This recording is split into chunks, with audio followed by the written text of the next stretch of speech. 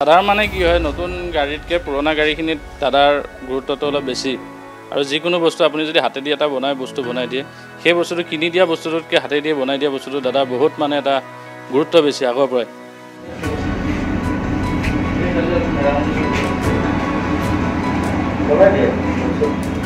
ধৰক এতিয়া এই পুৰণা গাড়ীখনত এই গাড়ীখন দাদাৰ লগৰে এজনে কৈছিলে যে গাড়ীখন বনাব নালাগে বিক্ৰী কৰি দিয়ক কেজি হিচাপত তো দাদাই তাক বহুত বেয়াকৈ হেৰি কৰিছিলে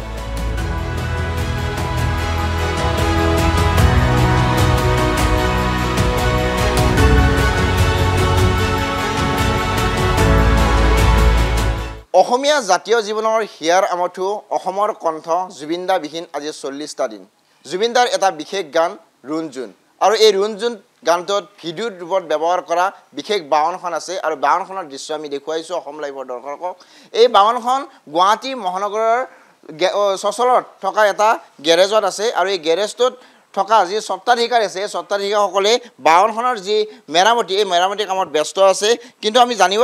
বিচাৰিছোঁ যে বাহনখন বৰ্তমান কেনে পৰিস্থিতি আছে বা জুবিনদাই কোনটো পৰ্যায়ত থকাৰ সময়ত এই বাহনখন এই স্থানলৈ লৈ আহিছিল দাদা গাড়ীখন বহুত বেয়া কণ্ডিশ্যনত যেতিয়া আছিলে গাড়ীখন মানে পূৰা পচি গৈছিলে গাড়ীখনৰ বডিটো পচাৰ পিছত দাদাই সেই গাড়ীখন বনোৱা সিদ্ধান্ত লৈ পেলাই কিবা এখন বেলেগ চিনেমাৰ কাৰণে টাইগাৰ নামৰ চিনেমা এখন আমাক কৈছিলে আমাক যিখিনি কথা কৈছে সেইখিনি আমি কৈছোঁ আৰু তো সেই চিনেমাখনৰ পৰিকল্পনা লৈ পেলাই ঘটনা হৈ গ'ল তো এতিয়া এই গাড়ীখন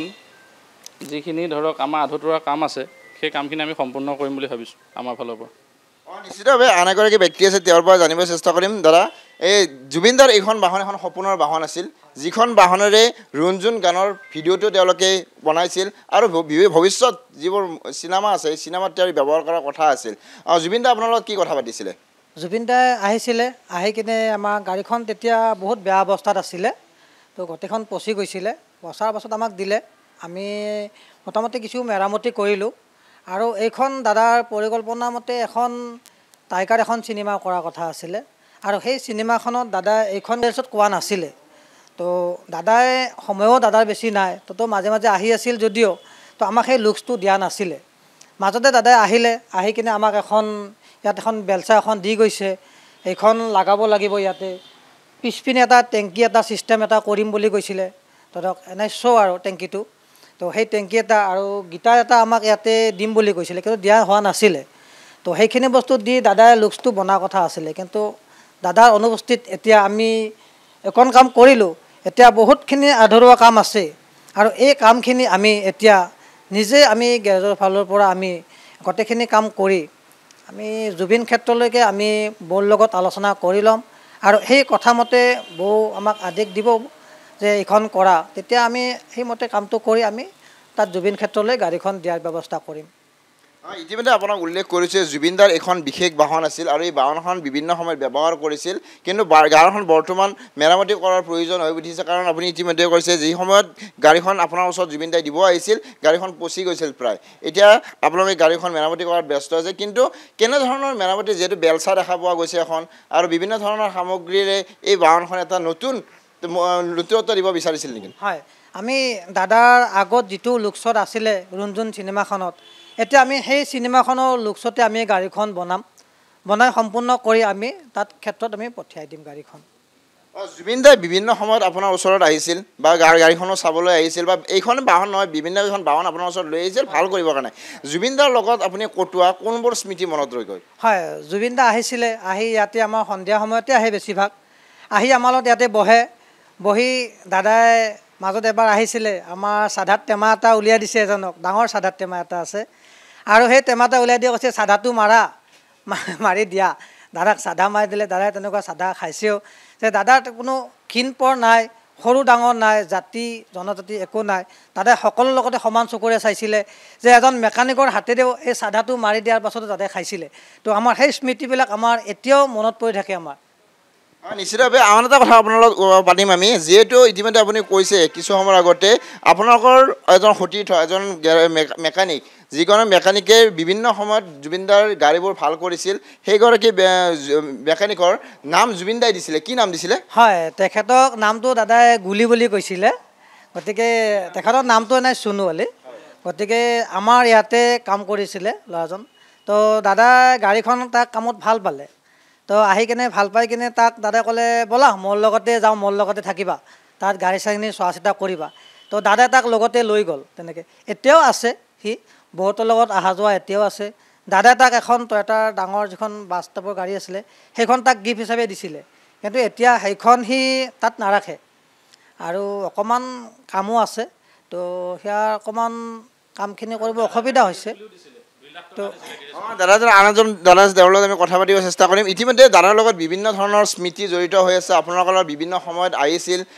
বিভিন্ন গাড়ীখন লৈ আহিছিল ভাল কৰিবৰ কাৰণে কোনবোৰ স্মৃতি আপোনাৰ মনত ৰৈ গ'ল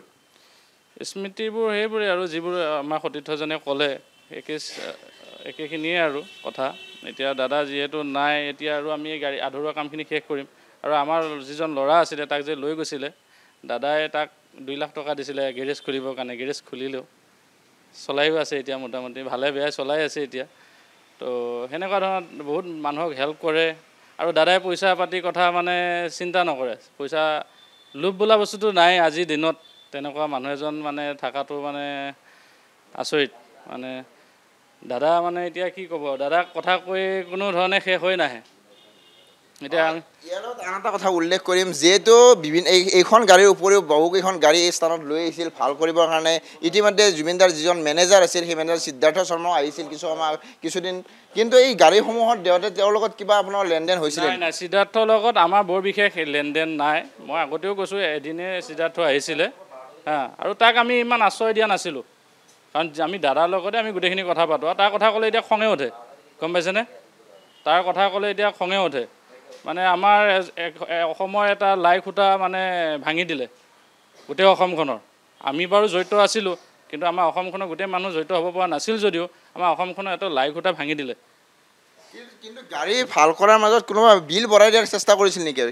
আমাৰ লগত তেনেকুৱা আমি আশ্ৰয় দিয়া নাছিলোঁ কিন্তু মই শুনা পাইছিলোঁ যে বাহিৰৰ ক'ৰবাত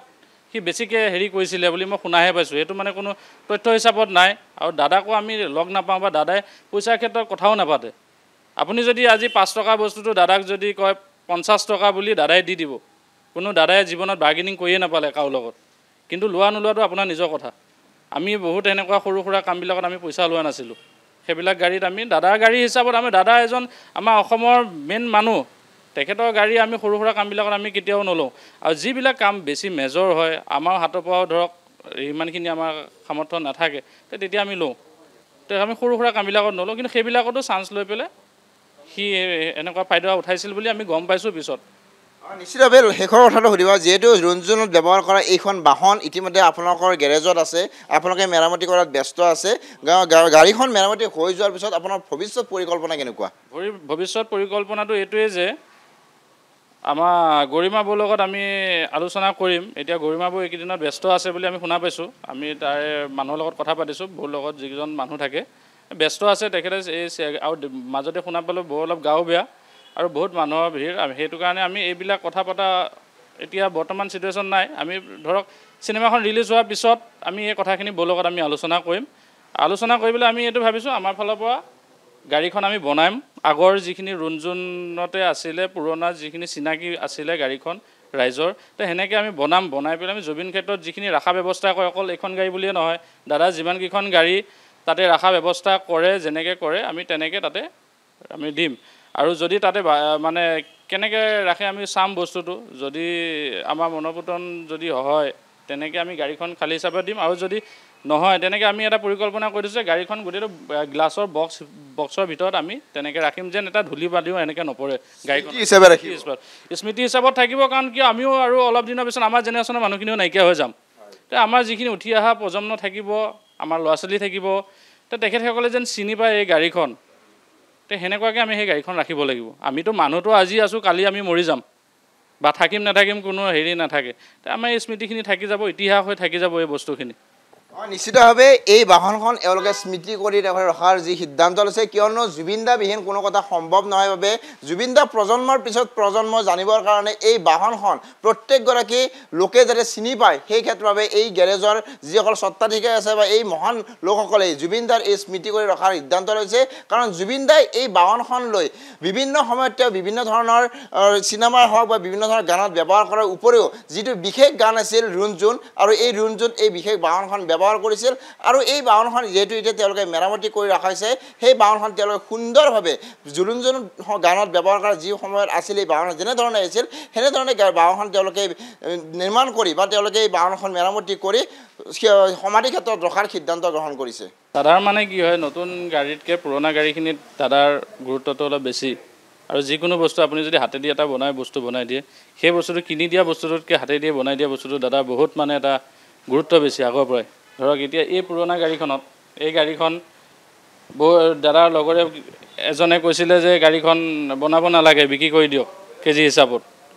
তো দাদাই তাক বহুত বেয়াকৈ হেৰি কৰিছিলে আৰু দাদাই তেতিয়া কৈছিলে যে এখন গাড়ী যিমানখিনি যাওক 10 লাখ যাওক 20 লাখ যাওক মই খৰচা কৰি পেলাই গাড়ীখন বনাম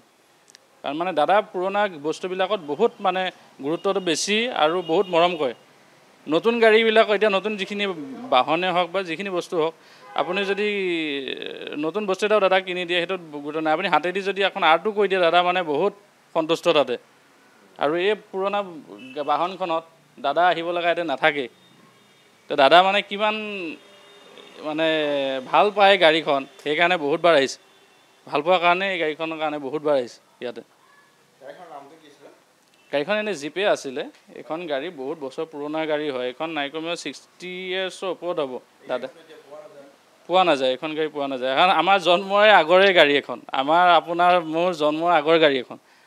কাৰণ দাদাই পুৰণা বস্তুবিলাক ৰাখি ভাল পায় আৰু সেইবিলাক বস্তু সংৰক্ষণ কৰি ৰাখিও ভাল পায় তো সেইকাৰণে দাদাই এইখন গাড়ীত নিজে আহিছিল বহুতবাৰ নিজে আহি কথা পাতিছিল আপোনালোকে ভিডিঅ' এটাত আছে সেইটো পাব কি কি কালাৰ কৰিব লাগে কেনেকৈ কালাৰ কৰিব লাগে কি কৰিব লাগে গোটেইখিনি কৈছিল মোক কৈছিলে গ্ল'চি ব্লেক লাগিব মানে দাদাৰ কথা কোৱা ষ্টাইলবিলাকে বেলেগ আছিলে আমাৰ অসমীয়া ৱৰ্ডবিলাক দাদাৰ অসমীয়া ৱৰ্ডবিলাক ইংৰাজী ৱৰ্ডবিলাক মানে দাদাৰ চেণ্টেন্সবিলাক যিবিলাক কয় মানে শুনি থাকিব মন যায় গ্ল'চি ব্লেক মানে দাদাৰ ষ্টাইলবিলাকে বেলেগ আছিল তো সেইমতে আমাক কৈছিলে ময়ো কৈছিলোঁ যে দাদা আপুনি যেনেকৈ কয় সেনেকৈ আমি বনাই দিম কিন্তু এতিয়াতো সেইটো বনোৱা নহ'ল আপুনি হ'লেও যেনে এতিয়া যদি বনাই দিওঁ সেই গাড়ীখন আপুনি চিনি নাপাব এতিয়া সেই আগৰ পুৰণা সেইটোতে আমি বনাম বুলি ভাবিছোঁ